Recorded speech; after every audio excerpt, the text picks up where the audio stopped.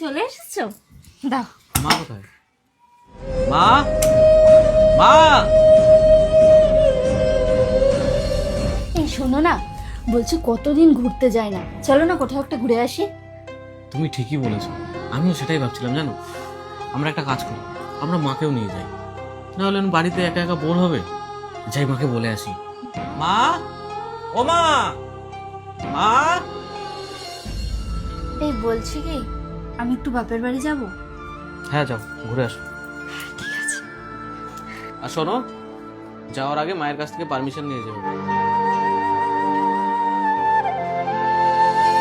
কালকে অফিস থেকে ফেরার সময় আমার জন্য একটু ফুচকা নিয়ে আসবে গো, কতদিন হলো ফুচকা খায় না। খুব বাবু একটু আয় তো, হ্যাঁ মা। মাজাটা খুব ব্যথা করছে। হ্যাঁ আসছি। এই শোনো না, বলো। বলছি আমাকে একটু হেল্প করো না গো, আমি আর পেরে উঠছি না। আমি তো তোমাকে হেল্প করতাম, কিন্তু তুমি তো জানো আমার মা চায় না আমি এসব কাজ করি। তাছাড়া এগুলো তো তোমারই কাজ, তো কষ্ট হলেও এগুলো তো তোমাকেই করতে হবে।